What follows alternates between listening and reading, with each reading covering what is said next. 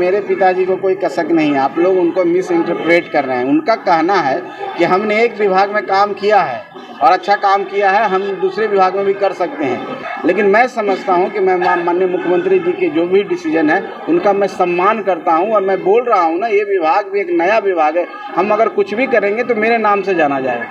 नमस्कार, live cities में आपका स्वागत है। मैं हूं आपके साथ प्रीति झा। बिहार में जब से एनडीए की सरकार बनी है और संतोष सुमन को जो विभाग दिया गया था, उसके बाद हम सुप्रीमो जीतन राम मांझी कहते हुए नजर आए थे कि उनका एक रोटी से पेट नहीं भरता है। दरअसल उन्होंने ये बात भी कही थी कि उन्हें 2 मंत्री पद चाहिए। देखिए, इसको लेकर पहले भी संतोष सुमन मांझी जो हैं, उन्होंने अपना स्टैंड जरूर क्लियर किया था और बताया था कि उन्हें जो विभाग मिला है वो उनका सम्मान करते हैं और ऐसी कोई बात नहीं है कि ये विभाग मुझे मिला है तो इससे मुझे कोई नाराजगी है। वहीं एक बार फिर से बिहार सरकार के मंत्री संतोष सुमन ने फिर से इसके बारे में बता दिया और कहा है कि जो जीतन राम मांझी कह रहे थे उनके बात का मतलब कुछ और था। दरअसल उन्होंने बताया है कि जो हमें विभाग मिला है उसका मैं सम्मान करता हूं और इस क्षेत्र में मैं बहुत अच्छे तरीके से काम करूंगा। क्या कुछ कहते हुए नजर आ रहे हैं संतोष सुमन मांझी, सुनिए।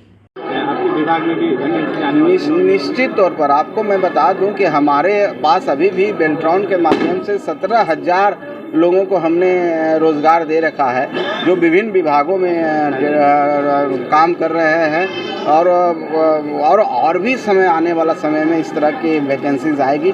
तो बिहार सरकार का ये तो प्रतिबद्धता है कि हम ज़्यादा से ज़्यादा रोज़गार दें, नौकरियों का सृजन करें। इसमें कोई विभाग अछूता नहीं है। मेरा आईटी विभाग भी इसमें है और हर विभाग में रहता है। ये अलग बात है किसी विभाग में कम ज़्यादा, लेकिन हम समझते हैं अगर रोज़गार की अब बात करते हैं तो हम समझते हैं कि आईटी किसी से कम नहीं है। आईटी में सबसे ज़्यादा संभावनाएं हैं, क्योंकि ये एक ऐसा क्षेत्र है बिहार में जो बैरन क्षेत्र है। अभी इसमें बहुत सारे काम बाकी है। बहुत सारा इन्वेस्टर, हमारी सरकार की नई आईटी पॉलिसी आने वाली है जिसमें हम इन्वेस्टर के साथ बैठ के एमयू करेंगे, उनके हिसाब से वो बनाएंगे। 100 करोड़ से ऊपर इन्वेस्ट करते हैं तो हम समझते हैं बड़ी बड़ी कंपनियां आएंगी, बड़ी नामी गिरामी कंपनियां आएंगी। और एक कंपनी के पास अगर एक कंपनी आती है तो 500-700 लोगों का रोजगार देती है।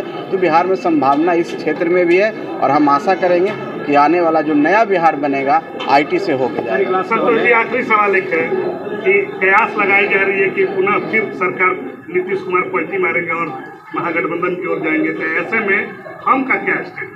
देखिए, सब बातें बेकार की बातें हैं, इसमें कोई दम नहीं है। अब कोई चूक जाता है तो कुछ न कुछ तो बातें करेगा ना।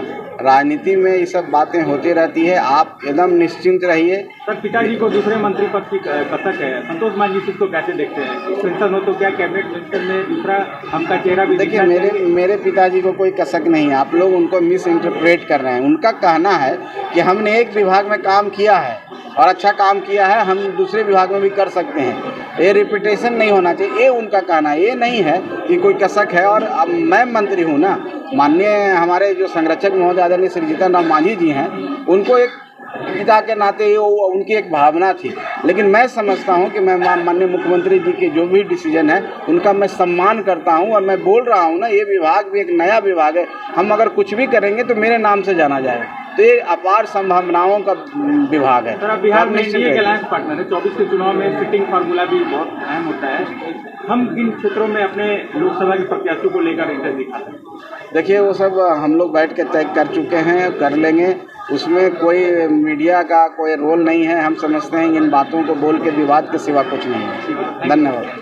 तो आपने सुना कि संतोष सुमन मांझी कार्यकर्ता सम्मेलन में आरा पहुंचे थे भोजपुर में। उनसे जब सवाल जवाब किया गया तो उन्होंने कई सारे सवालों के जवाब दिए। उनसे जब सवाल यह पूछा गया कि ऐसा लग रहा है कि बिहार में एक बार फिर से नीतीश कुमार पलटी मार सकते हैं, इस पर भी संतोष सुमन ने अपना स्टैंड पूरा क्लियर किया है। उन्होंने बताया है कि ऐसा कुछ है नहीं, ये सब कहने की बातें हैं और लोग तो बात बनाते ही रहेंगे। और वहीं जीतन राम मांझी की बातों को दोहराते हुए उन्होंने बताया है कि वो पिता है और उनके कहने का मतलब ये नहीं था कि उन्हें 2 मंत्री पद चाहिए। दरअसल वो ये कहना चाह रहे थे कि उन्हें एक जो विभाग मिला है उसमें उन्होंने बहुत अच्छे तरीके से काम किया है और वहीं जब उन्हें दूसरा और भी कोई विभाग मिलता, उसमें कोई बड़ी जिम्मेदारी मिलती, तो उसे भी वो बेहतर तरीके से काम करते, उसे भी बढ़ाते और एक अच्छी दिशा की ओर लेकर जाते। ये तमाम बातें संतोष सुमन मांझी ने आज क्लियर किया है और बता दिया है कि एक मंत्री पद जो उन्हें मिला है उससे वो पूरे संतुष्ट हैं और नीतीश नीतीश कुमार ने जो भी उनके ऊपर विश्वास जताया है, जो भरोसा जताया है, वो उसके ऊपर खरे भी उतरेंगे। चैनल को सब्सक्राइब करें, फेसबुक पेज को लाइक करें। धन्यवाद।